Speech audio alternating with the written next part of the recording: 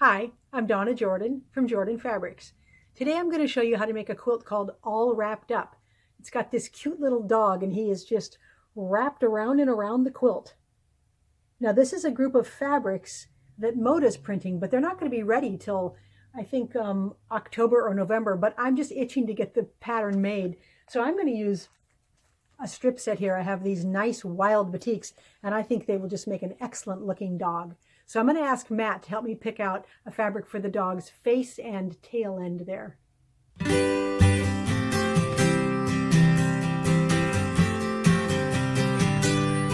we want to pick something here that will look good for a face and tail end. You better go with this. Okay. It's a little brighter. Okay. And it picks up that yellow right there in there. Yeah, okay. So you can... And then you can use this for the legs and the tail and stuff. Yeah. Really nice, okay? And I've got another darker brown if you want to check it. Yeah. Yeah, I've really been looking for a good excuse to use the grunge, Donna. So I think that's the way we want to go. Okay, so you Go can with pick... the grunge, yeah. So I can give you a couple different yellows and you can pick then... For what? To use in it, you mean? Or No, for the face. Which one do you want to use? Well, I kind of like this I do too. because it looks good with the brown and everything, and the dogs, you know, okay, their hair's on the brown side. It is. It is. Let's do yeah. that. All right. That's and I like this yellow here too. It picks up this It's a little, much little brighter. yellow in here. It's way better. And it's bright like that. So this brown for the ears. The ears and it's just the ears, basically. Maybe the nose. The ears and maybe a little bit on the nose. It's perfect. This is really going to be cool. And then use these bright colors. Yeah. I think. Don't you think? I think it's going to be so much fun. We've never done this pattern, but I think this. I love the pattern. I think these prints and colors will be good. All right. Let's try it. All right. Let's try it. All right.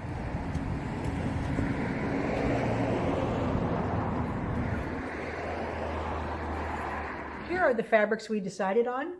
So this is the background print. That's going to be all of this light area here. And this pretty gold, that's going to be for the dog's face and back end there. And we're just going to have a little bit of this brown for his nose and for his ear. And we're going to mix some of the gold in with these strips. Now the pattern calls for yardage to be cut into 3-inch wide strips. I'm going to go ahead and use the jelly roll. So I'm just going to modify this just a little bit. And we're going to use these 2.5-inch strips to make up these patchwork parts here. So the first thing I'm going to do is open this up and I'm going to take it over to the ironing board because it's been packed for so long. We cut these some time ago. I think it's best if I iron them flat before I cut them so I can make sure they're accurate.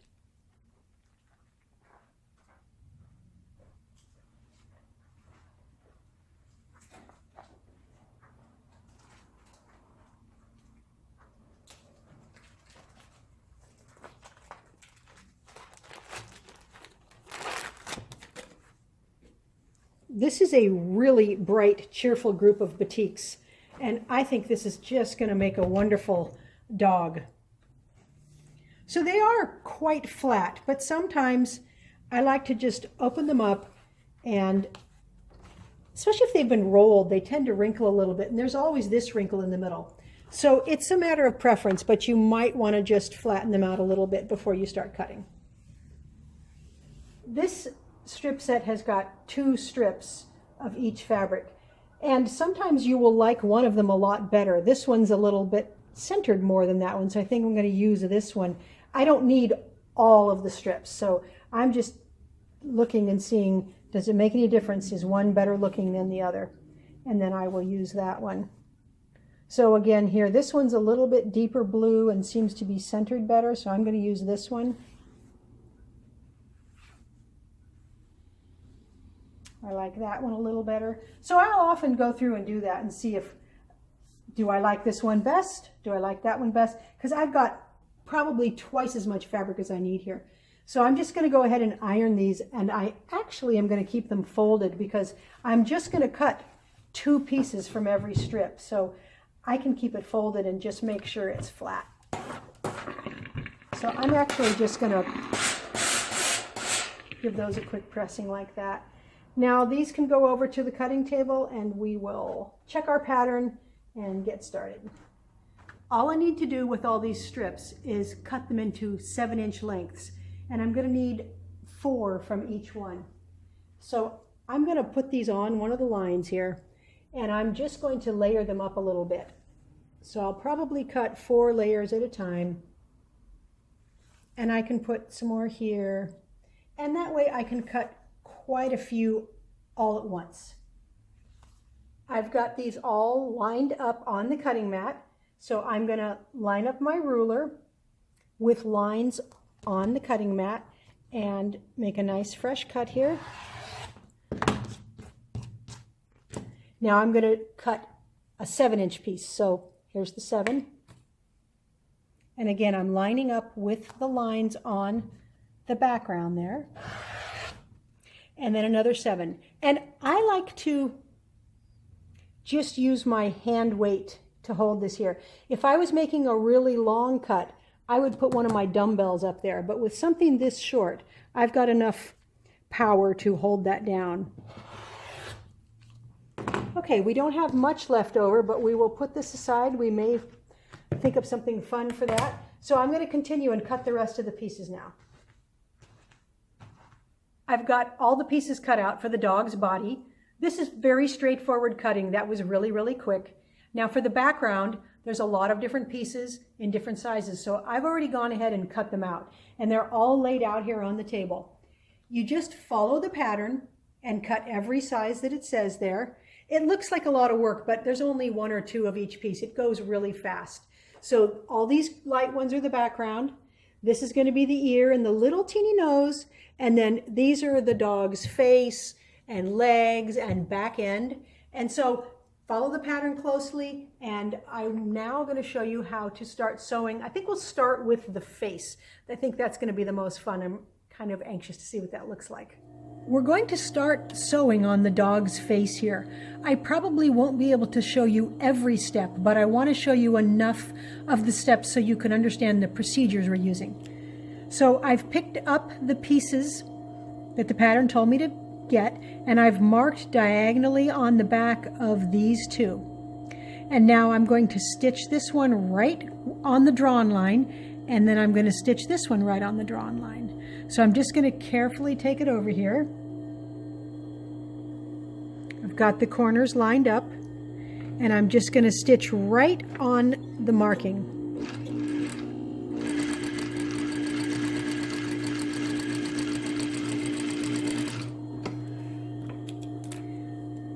Now I'm going to do the same thing with this piece here. I'm going to stitch right like that. So I'm just going to make sure everything is lined up. These are just little itty bitty pieces, but they add such nice details. Now we're going to take this over to the ironing board, and we're going to iron these open like that. I like to iron it flat first, so just leave it exactly as you stitched it. And that way, if your stitching pulled a little, it will flatten it out. Now we're just going to fold this over, and you'll see that all the corners meet up there.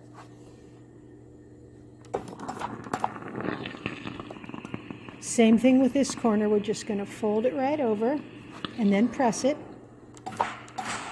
Once you have it pressed in place, you want to take your scissors. You want a nice pair of sharp scissors, and you want to cut away these back 2 layers, leaving about a 1/4 inch seam allowance, that is. Same thing here. We're just going to open this up and trim away, leaving about a 1/4 inch. So we're going to use this procedure for a lot of this piecing. So this is going to be the dog's nose, and this is going to be his little face there. So we're going to keep building this out. This is the next piece that's going to go on, and it's just the right size here. So I'm going to match up the corners and carefully sew it with a 1/4 inch seam.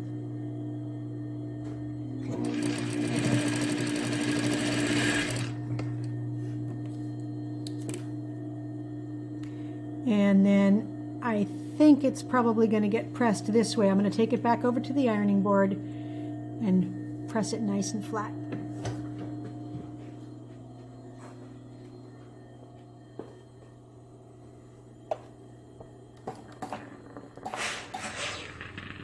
And this whole process with this pattern, it's going to take a lot of getting up and getting down and ironing, because I think it's probably really important to iron each step as we go. That's that unit. Now we're on to this one, so I'm going to figure out which pieces they are and grab all these guys.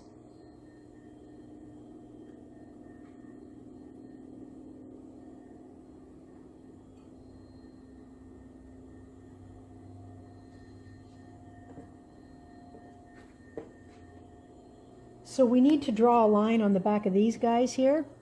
So I'm just going to draw from corner to corner.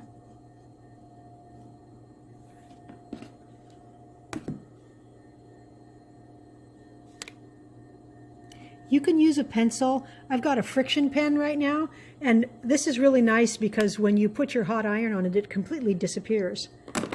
So these are going to go right down here. This is the little dog's ear. So this is going to make it look curved a little. And this part here, I don't know yet what part it is, but I know we need to sew that right there. So we're going to take these over to the machine.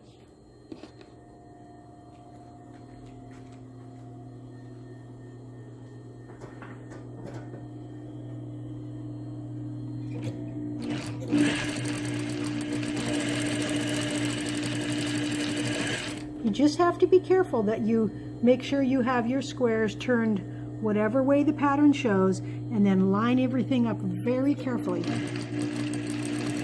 It's starting to look like a little doggy face here. This is really a lot of fun. So I'm just carefully following the pattern and grabbing the pieces that it says, double checking the measurement that I've got the right one, and sewing it together in order. So the next step is going to be to sew all of these seams. So we've got the dog face stitched together. Now we're going to put this onto the front of the face and this piece onto the bottom.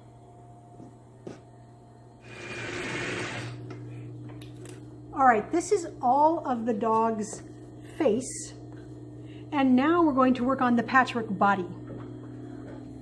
Now I get to pick out some fun pieces to make the dog's body here. So I'm going to just start putting them out and try to get a nice colorful combination. Some cute hearts there. Let's put a darker one in. And I also cut some of the gold to mix into the patchwork there. So I'm going to take one of those here. That would look nice. And that'll help tie his head color in with the rest of the patchwork. And I'm going to need 9 of these strips because I've got the seam allowances I've still got to account for. This is the order I've picked out to use for the dog's body here. Now remember, I'm using only 2.5 inch strips and the pattern called for 3 inch. So I have a few more of these than the pattern called for. But I think it's going to look really nice. So I'm going to stitch them up and then I'm going to stitch this to that.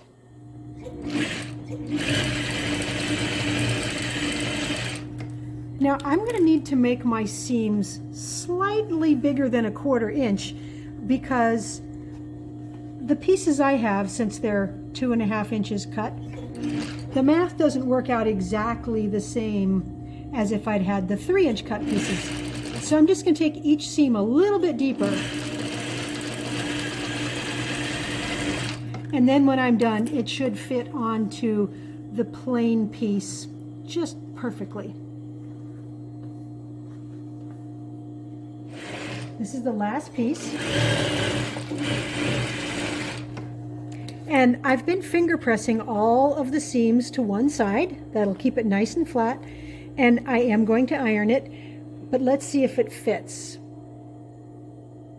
Perfect. Okay, so I'm going to iron it up, steam press it, and then sew this to this.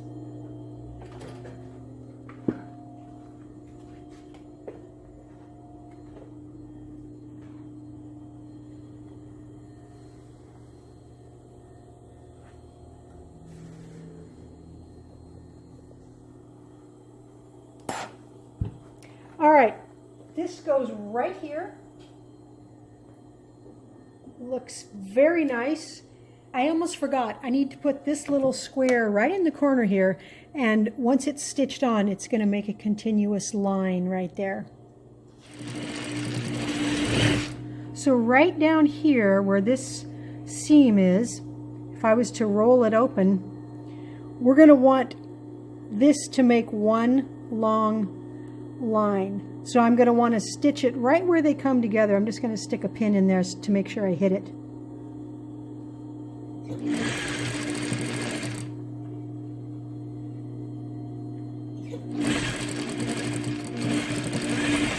Let's see how close we got.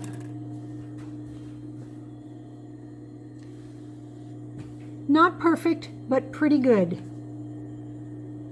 So I think I'm going to restitch this so I can get a better straight line there. Here's how I'm going to fix this. My seam allowance is slightly too deep, just right there. So I'm going to snip out the stitches right there, not on the whole seam, just on this little bit. And then I'm going to restitch it a slight scant bit narrower. And that should make it so that that line will be one continuous line and not be broken.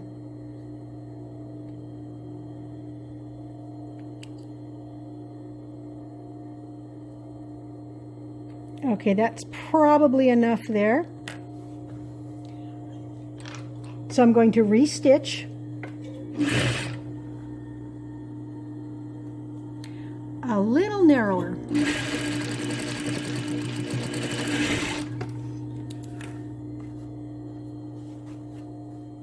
Much better. Now we've got one straight line. That looks way better. Now I'm going to press it and we'll go on. I've put together a few more of the units, and these are going to be the paws. So I just put squares onto this big background and then trimmed away using the same method I showed you earlier. And this is just two pieces together. Now this is going to get sewn onto here, and we've got another paw that's going to get sewn onto there. Here's the little paw, and we've got a long piece here, long piece here. So these are going to sew together, and then this is going to get stitched onto here. And the second paw we made comes later on, farther down the quilt.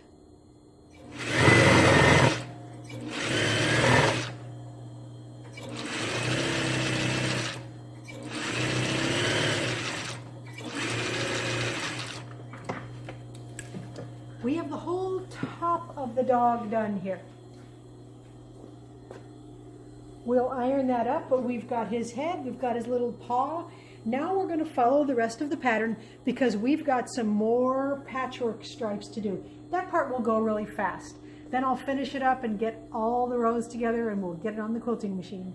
I've got the top of the dog done and the bottom of the dog done and these two patchwork rows done. So this one, I just wanted to lay out carefully and make sure everything was balanced. So I do like the way that's going to look, so I'm going to stitch up that last row and get it ironed up.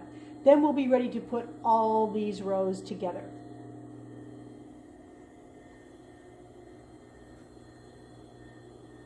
Just going to get these in order here. Stitch them in one long row. Now since my pieces are cut 2.5 instead of 3, I'm having to take my seam allowance a slight bit larger than 1/4 inch so that these rows will come out exactly the same length that the pattern calls for.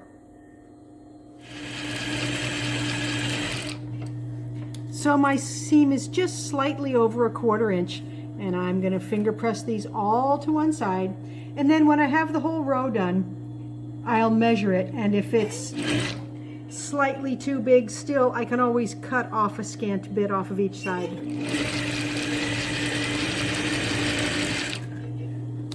Here's the finished quilt, all wrapped up. You can see the long dog wrapped around and around and around. It was a lot of fun to make. I have fun making every quilt, but this one has a big smile factor. It's very cheerful, very, very happy. So if you have some dog lovers in your family, I have a couple of grandkids who would love to have this quilt. This is just a perfect quilt to make. It wasn't that difficult. There's a lot of little pieces that you have to cut, but the pattern makes it really clear which piece goes where, and it tells you step by step exactly which size piece to use for each one of the rows. Now, this is a grunge fabric here. It's not actually a solid, which is really good because if you're going to give this to a kid, it's probably going to get a lot of love. And so it might get some smudges on it. And these grunge fabrics have like dried paintbrush accents of other colors, just little bits. Here's grunge in a different color where you can really see what looks like purposeful imperfections. And so this background has the same thing going on. And so that's why I wouldn't hesitate to use this even though it looks almost white. The fabrics really have a lot of punch. I quilted it fairly densely with the dog bones because a kid's quilt is probably going to get washed more often. Now, if you want to make this for a bigger person and not use the bright batiks, it would look really cute in browns and tans. When I was all done, I had quite a bit of the fabric left over, so had to try making a pillow. Now, if I were you, I might make 2 pillows. You could make one the front of the dog and then make the other pillow the back end. Then your grandkids can fight over who gets which pillow.